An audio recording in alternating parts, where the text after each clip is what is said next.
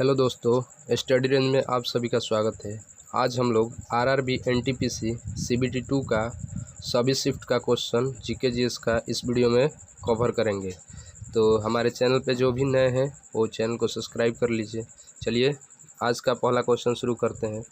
भारत के पड़ोसी देश में किस देश का क्षेत्रफल सबसे बड़ा है? यानी पूछ रहा है कि क्षेत्रफल की दृष्टि से सबसे बड़ा। तो करेक्ट आंसर हो जाएगा चीन। एरिया के हिसाब से पूछ रहा है, क्षेत्रफल के दृष्टि से। चलिए अगला क्वेश्चन देखते हैं। क्वेश्चन नंबर 2 कह रहा है कि 2016 के घोषणा के अनुसार प्लास्टिक मुक्त भारत कब बनेगा, मतलब कब तक बन जाएगा, ये पूछ रहा है 2016 के घोषणा के अनुसार। तो करेक्ट आंसर हो जाएगा, 4 गो ऑप्शन दिया था तो इसमें से करेक्ट आंसर हो जाएगा, देखिए पहले 2020 दिया था, 21 दिया था, 22 और 2023। तो इसमें से जो सही आंसर होगा वो आपका हो जाएगा 2022। करेक्ट आंसर 2022 होगा, याद रखिएगा। चलिए अगला क्वेश्चन देखते हैं। अगला क्वेश्चन है, गंगा की सहायक नदी कौन नहीं है? ये पूछ रहा है कि सहायक नदी कौन सी नहीं है। ये भी याद कर लीजिएगा आप लोग कि कौन कौन सहायक नदी है, तो नहीं अपने आप याद हो जाएगा। तो सतलज हो जाएगा करेक्ट आंसर, सतलज नदी। अगला क्वेश्चन चलिए देखते हैं, 4 नंबर। इनमें से किस राज्य से गंगा नदी नहीं बहती है? यानी इसमें से किस राज्य से गंगा नदी नहीं निकलती है? तो करेक्ट आंसर हो जाएगा मध्य प्रदेश। जो गंगा नदी है वो मध्य प्रदेश राज्य से निकलती है। चलिए अगला क्वेश्चन देखते हैं। क्वेश्चन नंबर 5 है, एयरफोर्स का अध्यक्ष किसे बनाया गया है अभी वर्तमान में, जो पूछ रहा है। ठीक है, वर्तमान अध्यक्ष अभी का पूछ रहा है, पहले दूसरे थे जो चेंज हो गए अभी। तो करेक्ट आंसर हो जाएगा इसका VR चौधरी। करेक्ट आंसर हो जाएगा इसका, देख लीजिए यहाँ पे VR चौधरी। अगला क्वेश्चन देखते हैं, ग्राम पंचायत का उल्लेख किस अनुच्छेद में है? तो करेक्ट आंसर हो जाएगा अनुच्छेद 40। अनुच्छेद 40 में ग्राम पंचायत का उल्लेख है। और चलिए अगला क्वेश्चन देखते हैं। क्वेश्चन नंबर 7, मौलिक कर्तव्य किस संविधान संशोधन के तहत जोड़ा गया? तो इसका करेक्ट आंसर हो जाएगा 42वां संविधान संशोधन। याद रखिएगा, करेक्ट आंसर हो जाएगा 42वां संविधान संशोधन, जो 1976 में जोड़ा गया था। याद रखिएगा 42वां संविधान संशोधन 1976 में। इसे मिनी कॉन्स्टिट्यूशन भी बोला जाता है, तो इतना याद रखिए। चलिए 8 नंबर, शुद्ध सकल राष्ट्रीय उत्पाद क्या होता है?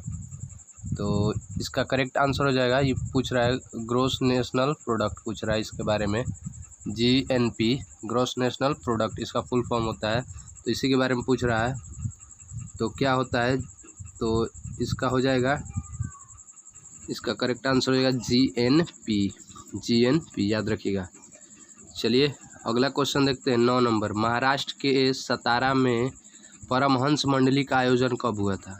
तो ये देख लीजिए, ऑप्शन दिया था 1829, 1849 भी दिया था, तो इसमें 3 ही ऑप्शन लिखा हूँ, और 1849, 1803। तो इसका करेक्ट आंसर हो जाएगा 1849। याद रखिएगा 1849 में। क्या देखते हैं, अलकप नृत्य झारखंड और किस राज्य से संबंधित है? तो अलकप जो नृत्य है वो और भी दूसरे राज्य से जो है पश्चिम बंगाल होगा। आंसर पश्चिम बंगाल से संबंधित है, याद रखिएगा। चलिए 11 नंबर देखते हैं, WTO की अध्यक्ष एंकोजी ओंकजा-इवेला किस देश से हैं? तो नाइजीरिया के प्रथम महिला अध्यक्ष है। ठीक है, याद रखिएगा नाइजीरिया के। WTO की जो स्थापना पूछे तो 1995 हो जाएगा। चलिए 12 नंबर देखते हैं, 2011 के जनगणना के अनुसार भारत का जनसंख्या घनत्व कितना है?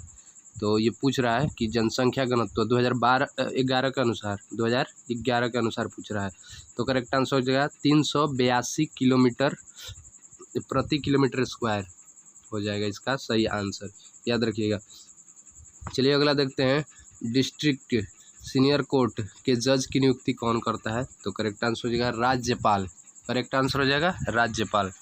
अगला क्वेश्चन देखते हैं यहाँ पे 14 नंबर, लाल किला को यूनेस्को की सूची में कब जोड़ा गया? ये पूछ रहा है, इसका टाइम पूछ रहा है कि कब जोड़ा गया।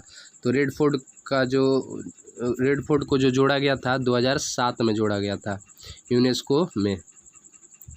चलिए अगला क्वेश्चन देखते हैं, क्वेश्चन नंबर 15, प्रयागराज सांस्कृतिक केंद्र कब बना था? जो प्रयागराज है वो सांस्कृतिक केंद्र कब बना था? तो करेक्ट आंसर हो जाएगा 1986 में, 1986 में, याद रखिएगा। चलिए अगला क्वेश्चन देखते हैं, इसका सही आंसर हो जाएगा 1986। अगला क्वेश्चन है 16 नंबर, इनमें से सबसे ज़्यादा भेदन क्षमता किसकी होती है? तो आप सभी को पता है कि सबसे ज़्यादा होता है गामा किरण की, तो सही आंसर हो जाएगा गामा किरण है, इसका प्रकाश के चाल के बराबर होता है। चलिए 17 नंबर क्वेश्चन देखते हैं, MS वर्ड में न्यू पेज ओपन करने के लिए शॉर्टकट की क्या है? ये कंप्यूटर से संबंधित क्वेश्चन है, याद रखिएगा आप लोग, ये कंप्यूटर के अंतर्गत आता है। कंप्यूटर से भी आपको देखने को मिलेंगे कम से कम 2 से 3 क्वेश्चन, ठीक है। तो ये MS वर्ड में न्यू पेज ओपन करने के लिए शॉर्टकट की क्या है? तो करेक्ट आंसर हो जाएगा कंट्रोल+इंटर दाबेंगे तो न्यू पेज उसमें ऐड हो जाएगा। चलिए अगर अगला क्वेश्चन है, प्रधानमंत्री ने नेशनल हाइड्रोजन मिशन की स्थापना कब की? तो करेक्ट आंसर हो जाएगा 15 अगस्त 2021, 15 अगस्त 2021 इसका सही आंसर हो जाएगा। अगला है, पर्यावरण पुरस्कार किसे मिला? जो पर्यावरण पुरस्कार है वो किसे मिला है? तो देख लीजिए यहाँ पे सेल को गोल्डन पीकॉक अवार्ड 2021 मिला है। सेल को, जो इंडिया की कंपनी है, इसका फुल फॉर्म होता है स्टील अथॉरिटी इंडियन लिमिटेड। तो चलिए इसका आंसर हो जाएगा सेल। अगला क्वेश्चन है 20 नंबर, यहाँ पे 20 नंबर क्वेश्चन देख लीजिए, स्टार्स इन माई स्काई पुस्तक के लेखक कौन है?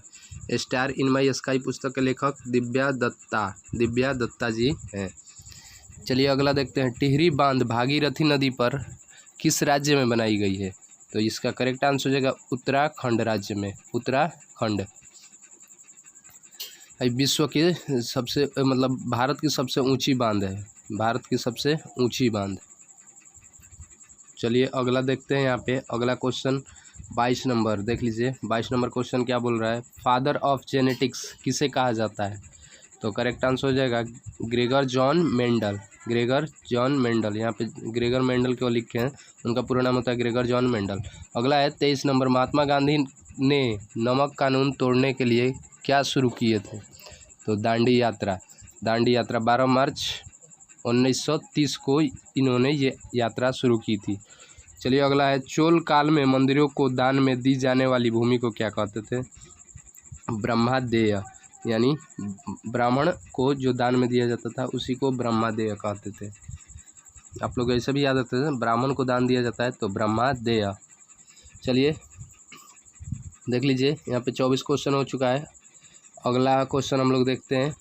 अगर वीडियो आप लोगों को अच्छा लग रहा हो तो प्लीज़ वीडियोस को लाइक कर दें और सभी ग्रुपों में शेयर कर दें, और हमारे चैनल को 1000 सब्सक्राइबर को पूरा करने में मदद कीजिए, ताकि हम ऐसे ही अच्छे वीडियोस आप लोगों के लिए लाते रहें। और मैं बता दूं कि इस चैनल पे लगभग 50 से 60 वीडियोस चढ़ चुके हैं, जो कि बहुत ही इम्पोर्टेंट है। चलिए अगला क्वेश्चन देखते हैं, विश्व का सबसे बड़ा फ्लोटिंग सोलर फॉर्म कहाँ स्थित है? ये करंट अफेयर्स है, तो याद रखिएगा, वेरी इंपॉर्टेंट क्वेश्चन है। तो इसका करेक्ट आंसर हो जाएगा सिंगापुर में विश्व के सबसे बड़े फ्लोटिंग सोलर का स्थापना किया गया, ठीक है। चलिए अगला देखिए, भारत में कोई टीकाकरण अभियान की शुरुआत कब हुई थी? तो 26 जनवरी 2021 को। अगला है, विश्व हीमोफीलिया दिवस कब मनाया जाता है? तो करेक्ट आंसर हो जाएगा 17 अप्रैल। चलिए अगला क्वेश्चन देखते हैं, किसको आधुनिक मीरा के नाम से जाना जाता है? तो करेक्ट आंसर हो जाएगा महादेवी वर्मा को आधुनिक मीरा के नाम से जाना जाता है।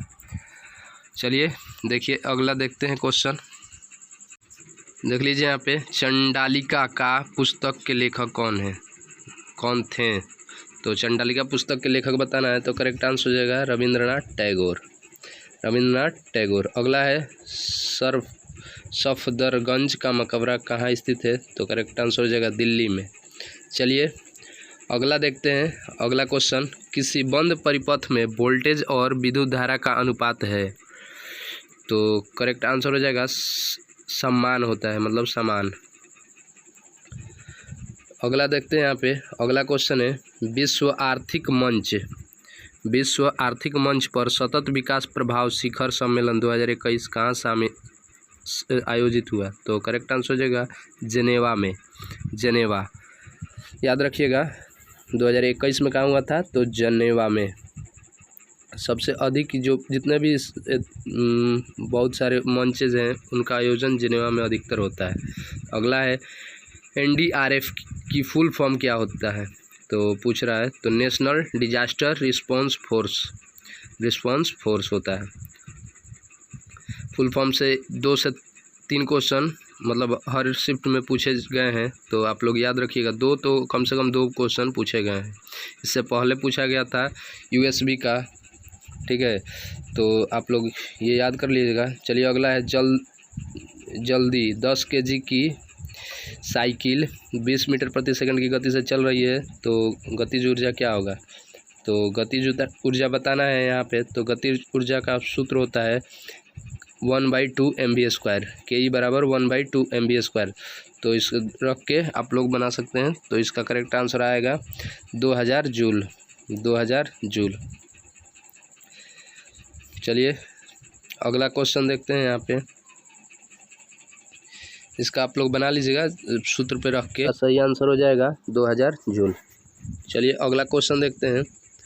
अगला क्वेश्चन क्या कर रहा है? यूनेस्को का मुख्यालय कहाँ स्थित है? तो यूनेस्को का जो मुख्यालय है वो पेरिस में स्थित है। पेरिस फ्रांस की राजधानी है। पेरिस फ्रांस की राजधानी कहाँ है? तो पेरिस है। यहीं पे यूनेस्को का मुख्यालय है। यही अगला क्वेश्चन देखते हैं। 17वां शिखर सम्मेलन 2022 कहाँ आयोजित किया जाएगा? तो करेक्ट आंसर हो जाएगा इंडोनेशिया हो जाएगा। अगला देखते हैं। स्वच्छ सर्वेक्षण रिपोर्ट 2021 में भारत का कौन सा शहर प्रथम स्थान प्राप्त किया है? 2021 में मतलब था, हो जाएगा अभी 2021 का पूछता है। इंदौर हो जाएगा, इंदौर।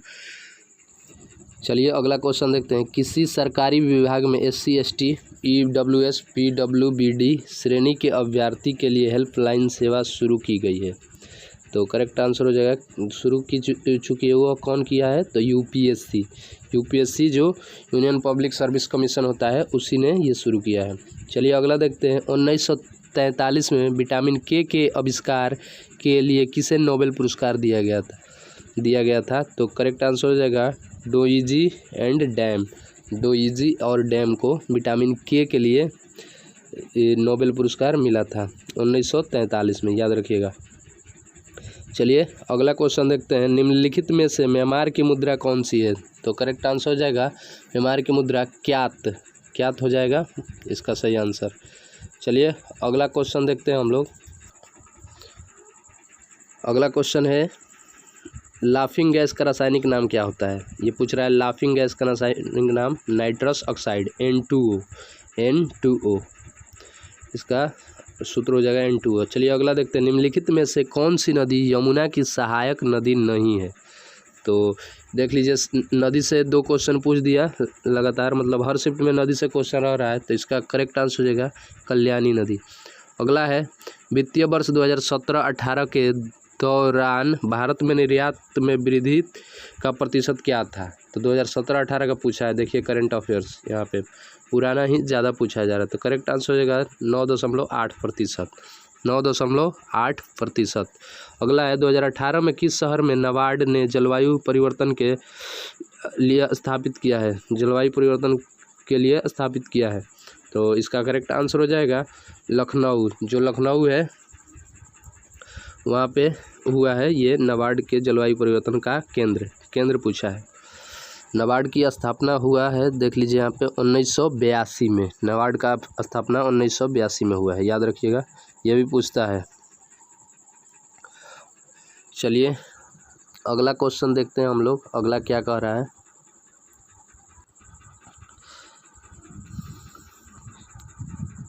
प्रधानमंत्री आवास विकास योजना कब शुरू की गई थी? तो आवास विकास योजना जो शुरू किया गया था वो 25 जून 2015 को। उस समय प्रधानमंत्री वही थे, नरेंद्र मोदी जी। चलिए अगला है निम्नलिखित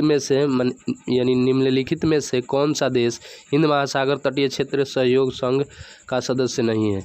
यानी IOSR तो इसका करेक्ट आंसर हो जाएगा चीन।